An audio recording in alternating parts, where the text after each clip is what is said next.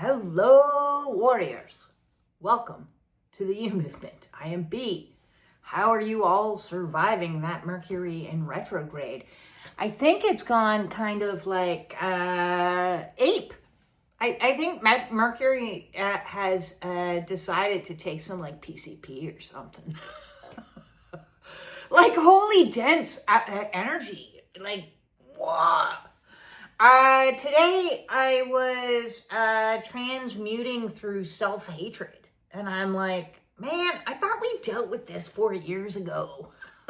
Why are you coming back again, you bastard? It was yuck energies today, really yuck energies. And of course, you know, I'm judging myself for the self-hatred, and I'm judging myself for like envy. Envy is coming up. You know, I did a video the other day on like comparisons, and I was like, why do they have all that followers and I don't have any followers? I want more followers. I'm the envy inside of B. And I'm like, oh man, you're ugly. But you know, I don't want to be like mean to my shadows. You know, I got shadows, just like, you gotta, like, love on your shadows, these little gnarly monsters. Like, self-loathing and self-hatred is like this little, like, fanged monster. It's like, you're a failure. You're a failure. You're not succeeding. You've got nothing. Look at you. It's gonna be like this forever. And I'm like, oh my God. Guys, settle down here, okay? We need to, like, break glass in case of emergency and pull out some tools. No, as much as I would have liked to take a chainsaw to self-loathing and the gnarly envy. Hello, I'm envy. I'm your shadow. Like, fuck. Instead, I was like, okay, I'm going to listen to some Matt Kahn and practice some self-acceptance and, you know, hear what he has to say, which is very soothing to me. And he's talking about, you know, just loving on everything. So I'm like, fuck it. I'm going to just love the fuck out of these shadowy aspects of self that are coming up to be released. They're coming up to be their exit strategy. It's their retirement party, you know? So I might as well, you know, bake a cake, throw them like a wee little party, let them retire down to Cuba. They're no longer needed. It's time to go. And so we're going to have an I love you fest. I love you even though you're feeling self-hatred. I love you even though you're feeling envious. I love you in this confusion and in this darkness. So yes, you may have noticed I made myself an 8-hour I love you mantra track. And I uploaded it. If anyone else needs to hear I love you, I love you, I love you, I love you, I love you, I love you, I love you 1,000,000 times over to counteract the you're a loser. You're a fuckhead. I'm like, okay. Shh. There. It's okay, little gnarly monster.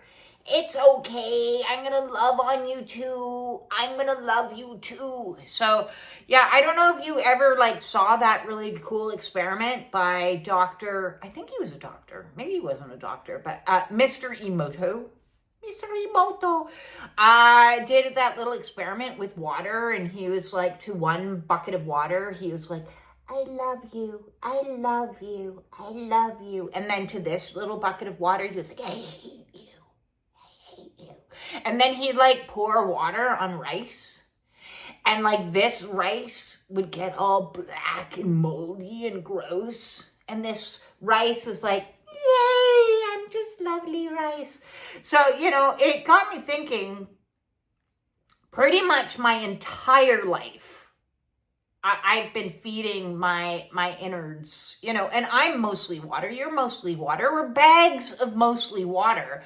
So if it works on fucking rice, you know, what's it doing to me inside?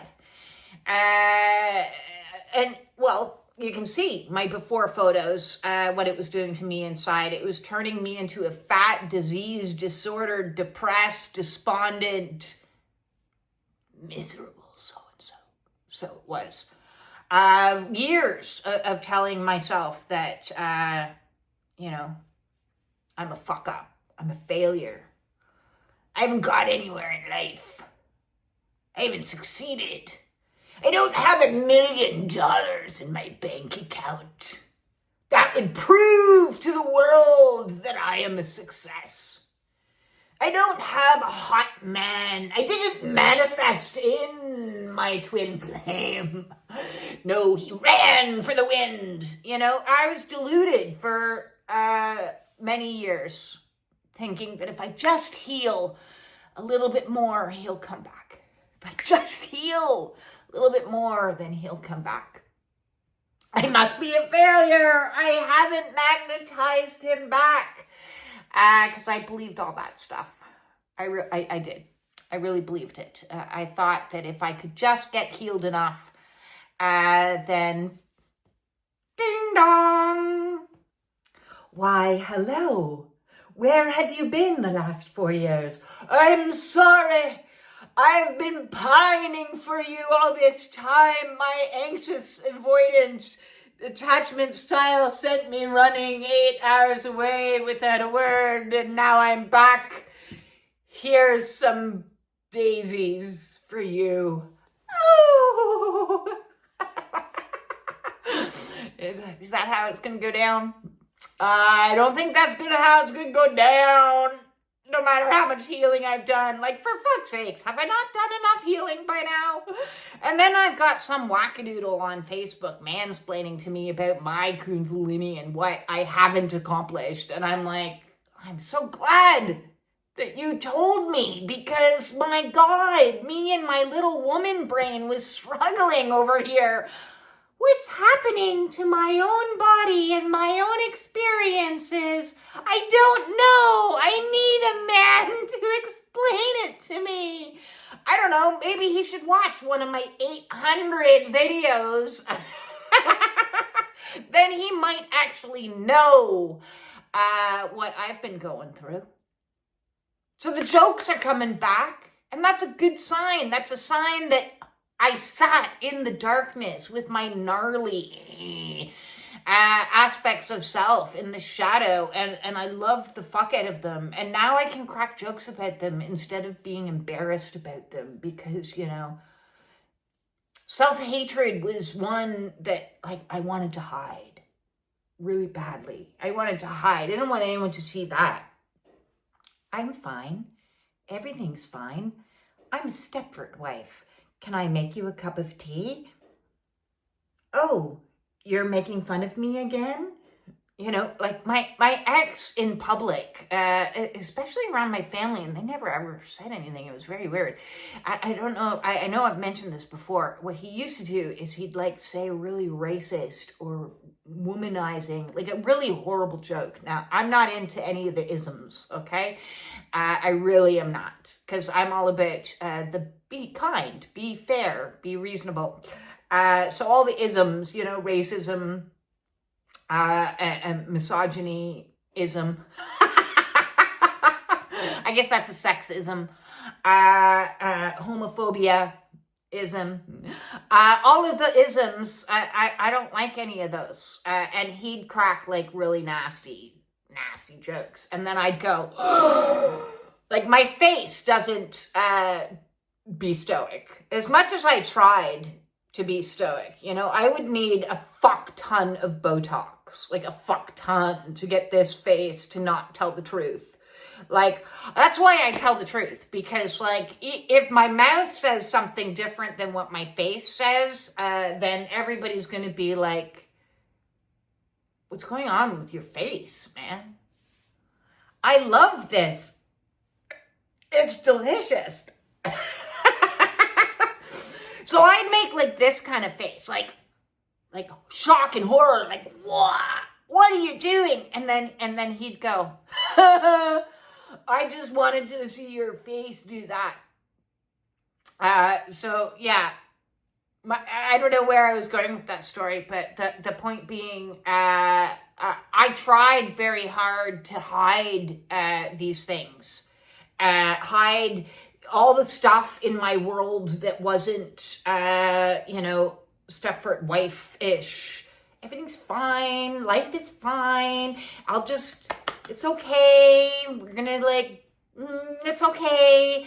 And I'm not gonna show what I'm really feeling, or all these painful emotions that I'm having, or this shame, or this self-blame, or this self-hatred and self-loathing. Because I believed all the indoctrination over the years. My mother used to say routinely to me, and this was even before I got married, she's like, well, you might as well marry him, because nobody else is gonna come along. That's the best you're gonna get. And I was like, yeah, I guess it is. Wah, wah. Wah, wah. And then I'd be like, oh, you failed. You failed as a woman. You didn't stay skinny enough, as beautiful enough. You failed. You didn't fail, and the finances. I always took that as I was failing. Even though at one point, serious to God, I was juggling 4 fucking jobs. Can I tap dance? Can I polyfill the walls? Can I make the dinner? Can I do this? Can I do that? Can I put my foot behind my head? What more can I fucking do to pretend that everything is fine and suck back all this self-hatred of me just beating the shit out of myself? Judgment. Judgment is an interesting energy. I was raised by a very judgmental, critical, harsh woman. And instead of, replicating that energy in my own life and harshly judging others, I absorbed that and harshly judged myself. All the comments that she said through the years, and they were always backhanded compliments, you could be really attractive if you put more makeup on your face. Or, with a face like yours, it's probably unlikely that you'll attract a man until you're in your 50s or 60s, because men at that age don't care about beauty as much. These types of things fuck with your head. So you're oof. Damn you for not looking like Christy Brinkley. I'd look in the mirror and I'd be like, that wrathful, nasty, envious, gnarly, self-hating mutiny of monsters would come out, and they'd be like, look at you. Look at you. Look at you with the wrong colored hair and the non-waves and the not blue eyes and the big, huge cheekbones and look at you. Why can't I look like that? Why can't I be like that? Why can't I be taller? Why can't I be smarter? Why can't I blend into society more? Yeah. So that was Mercury in retrograde, was a party on the dark side. And I've kind of decided, and I decided this last night when I think I made a video about it. I don't even remember anymore, because it's all just a swirly craziness now. I did a little light language to Offspring, and I was like, you know what? I'm just going to totally own my dark side. I coped through a lot of my life through being a punk rocker and being angry, because I had all these gnarly characters that I had to keep under wraps and pretend everything was fine. And I have not had a lot of anger on my awakening. Thank fuck for that.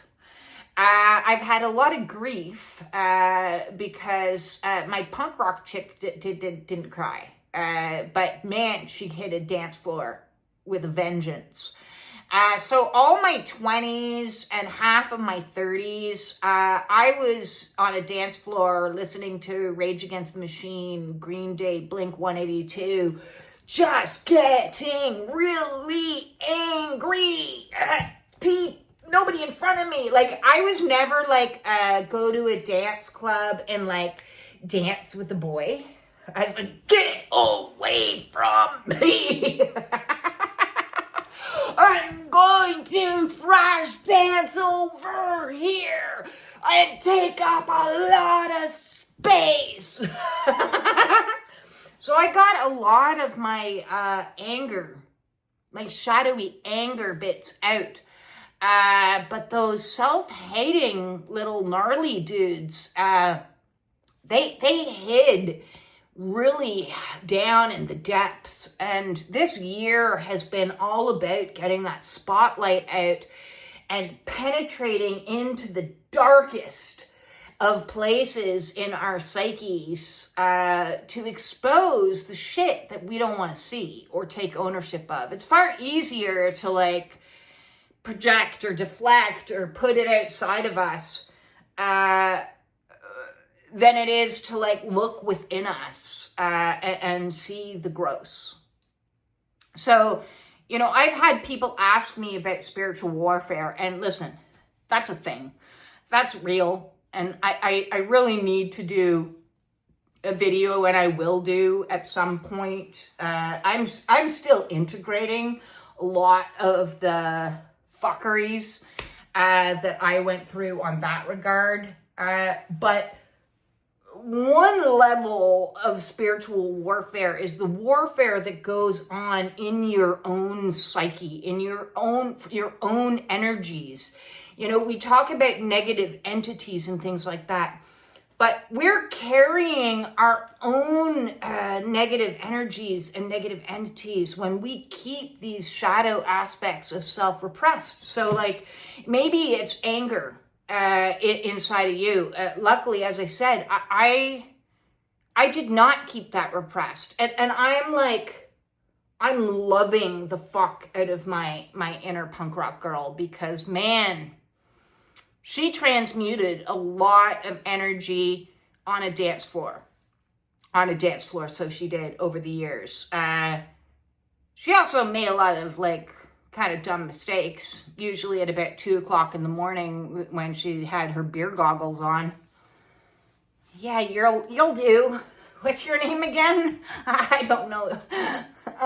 And on my awakening, I had to deal with that shadow. The shadow that is like remorse and regret and like, oh, like that, oops. Yeah.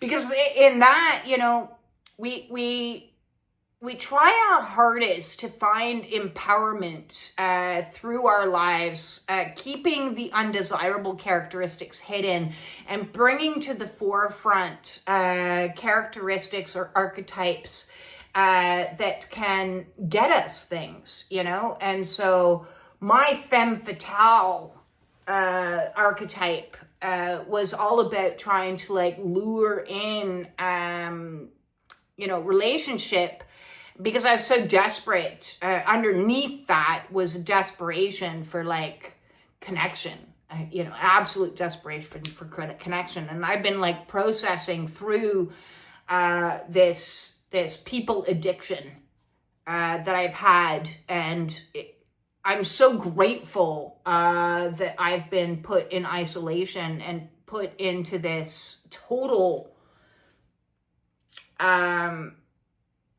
time out, this penalty box. Like, God has picked me up and put me in a penalty box, a really nice one, but a penalty box nonetheless. And like, no people for you. You people yourself out. Look at all the behaviors that you've done trying to connect with people, you know, all the smoking and the drinking and the pharmaceuticals and the femme fatale and the sexy and the sex and the marrying a really yuck human being, being settling and tolerating and people pleasing and fawning and being stoic and, you know, all these behaviors, these thought forms, these negative energies within, because underneath there was this really scared little girl that just wanted to plug in somewhere, just wanted to connect with somebody, and being put in this penalty box to face my shadows, to face my truth, my ugly, has served me greatly, because it's in seeing your shadow, in seeing the undesirable, you see why it came about and how it served you and why it served you. Like this critical little monster of mine, this self-hatred, is trying to motivate me. It's just a really bad coach. You know, it's a really bad cheerleader. I went to the wrong school of cheerleading, because what it's saying is you haven't yet reached your potential. You are worth more, is what this nasty little monster is like. Look at you, you're a failure. Translation is, you are capable of so much better. You are but see, it didn't learn the language of like effective people skills. It didn't read the Dale Carnegie book of how to influence people. Instead, it went to the school of my mother on how to be an absolute nasty human being. So this little monster was like, you're a failure, you're horrible, look what you've done, you fucked up again, you made another mess. And I wanted to hide that from the world. And now I'm not going to hide it from the world. I'm not going to hide my shadow aspects of myself from the world, okay? So like, I am a Buddha, and, you know, cultivating my Buddha nature and loving and kind and embracing God. And at the same time, I love like heavy metal music and punk rock music, and I dig it, right? So those are a contradiction that I'm blending together. I have this really self-hatred element to self that's a really nasty little monster. But what he's saying is, you've got the capacity, and so he's bringing with him to the table a whole bunch of confidence that was kind of hidden. And he's like, you're a fucking badass, okay? You can accomplish anything. Look what you've accomplished over the last 4 years. He just needs to be put through Google Translate. You know, once I put it through Google Translate, it's like, rewrite, and it's like, these are the things that you've managed to accomplish in the last 4 years. You have cured yourself of all these diseases. You have quit all of these substances. You have escaped from this situation with stealth and integrity and smarts.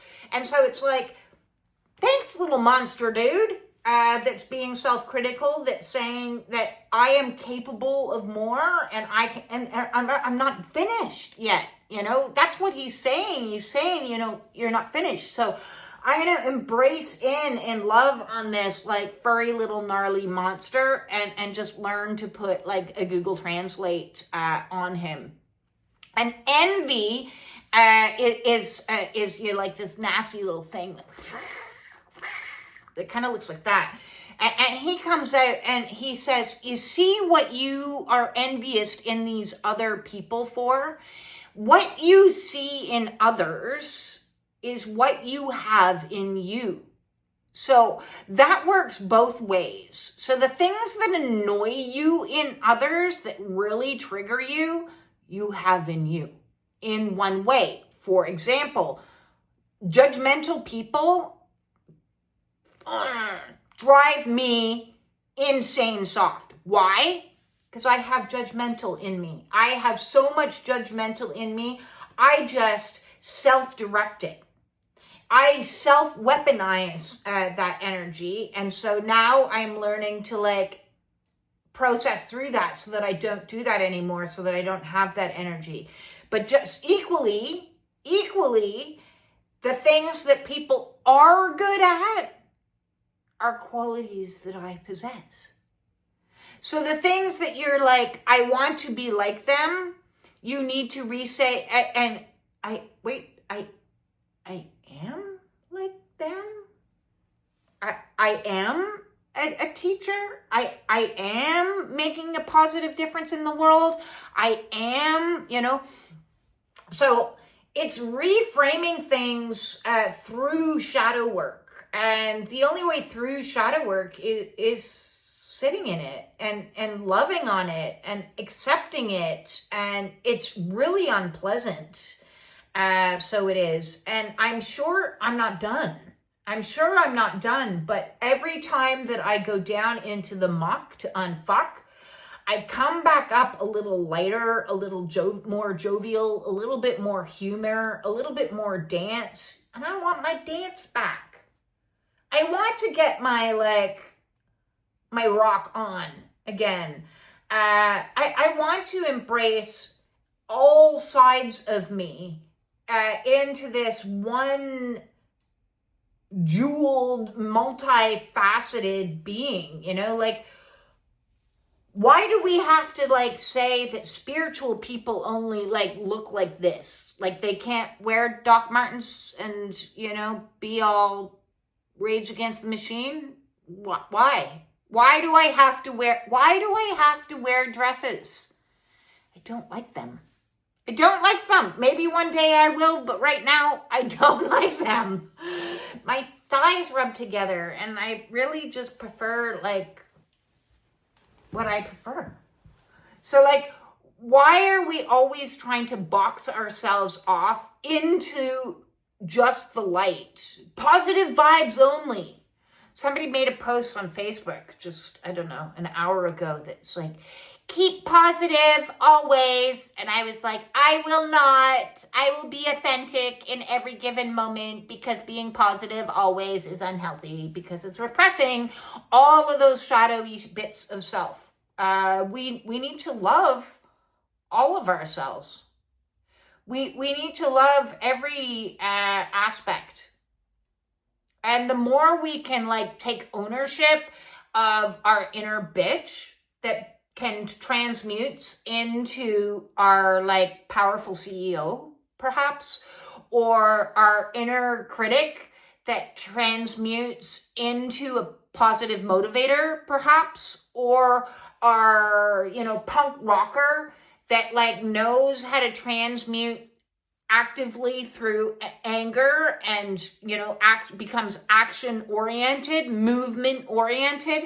The more we incorporate the shadow, the stronger, the funnier, the more intelligent, the lighter, the more powerful we become.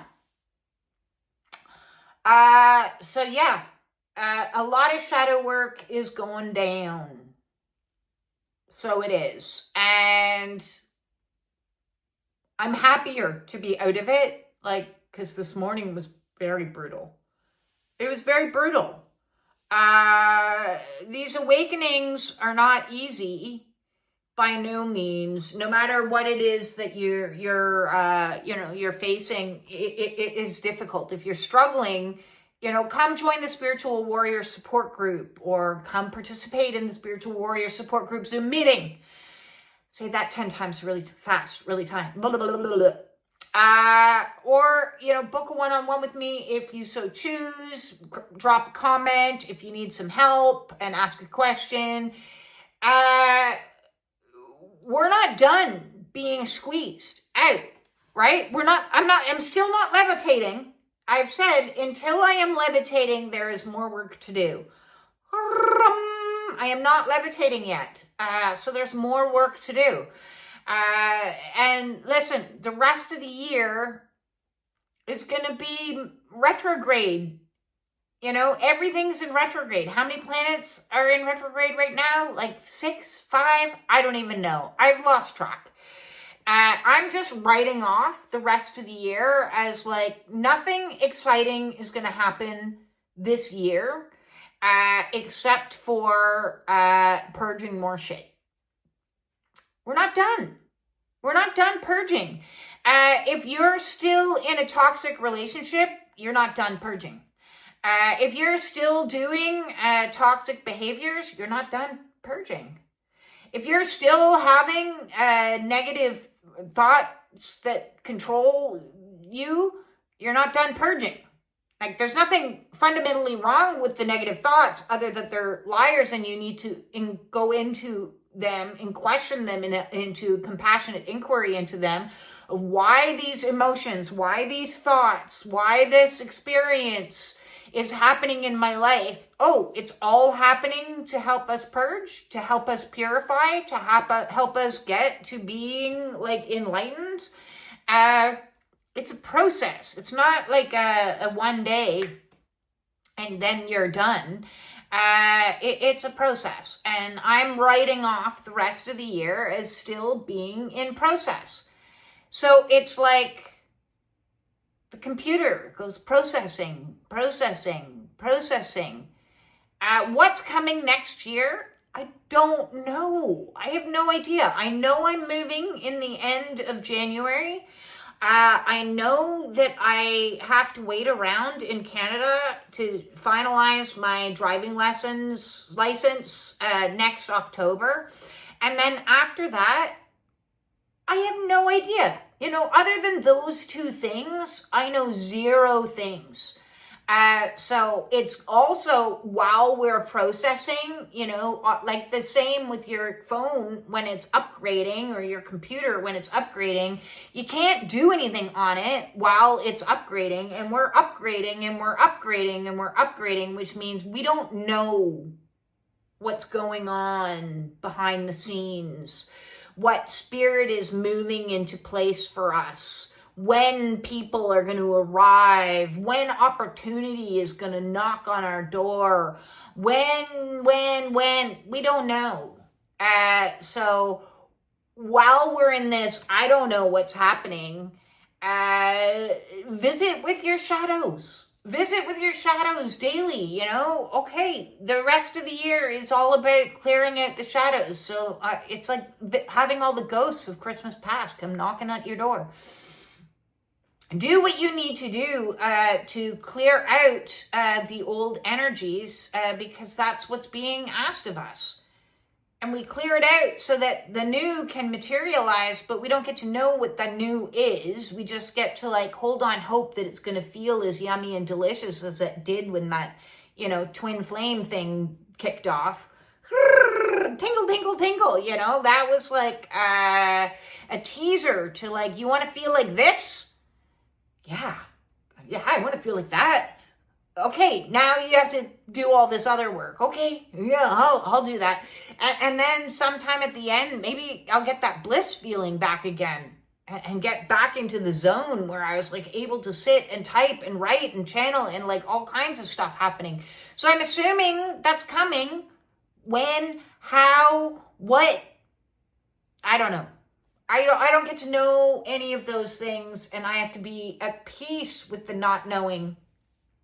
I created a little bit of a tizzy, apparently, on one group, because I said that where I'm at now, basically, is I'm not trying to manifest anything. I'm leaving my future in the hands of God, and God has said, you're in a penalty box. While you're in your penalty box, clear out your shadows, deal with your shit, and then some stuff's going to come for you. And so I'm not trying to manifest, other than the fact that God literally served me where I was to move to here, within a day. And then where I'm moving to next, also within a day. It was here. So whatever is meant is going to show up in divine time and divine way. So there's 0 point in me trying to manifest anything when I don't know what it is I'm trying to manifest, or who the fuck I even am. Who even am I? I don't have the answer to any of those questions. I don't know. I'm going to leave you and hopefully motivate you with this kind of a prayer, because this is my prayer, is God, show me who I am, which means getting to know every aspect of self, the good and the bad, and show me where to go, point me in the right direction. I know where I'm going in January, as I said, and tell me what to do each day, what is I can do today, and show me the way. Show me the way. With that all said, I'm gonna go back to bed, because that's the way right now, is to rest, and then rest some more. And I'm gonna try to really slow myself down and be here now as much as I can, understanding that the mission at the present moment in time is to do shadow work. When I can, read a book. When I can, work with clients. When I can, do some of my course. But I'm going to take the pressure off, is one thing I'm learning from these little monsters that are trying to motivate me to have it all figured out, like what's going to happen in February. I'm not in February, so I don't know what's going to happen in February. What I know is what's going to happen in 10-minute increments. So I'm really, really going to try to slow down and remind the mind it's okay. We are doing what we need to do right now so that the unknown can materialize at some point. And I'm going to try to find some peace with that. And I'm going to hope that you find some peace with that as well. I'm sending you all my love, everybody out there that is doing this deep shadow work. Like, seriously, you guys are warriors. Don't ever forget that. Oh, and thank you for the likes, the shares, the comments. Like, seriously, I really appreciate those comments. They're my, connection to the outer world in my penalty box. Here. Me and Arwen. Arwen's slowly improving, by the way. Slowly. That's all. That's all, folks!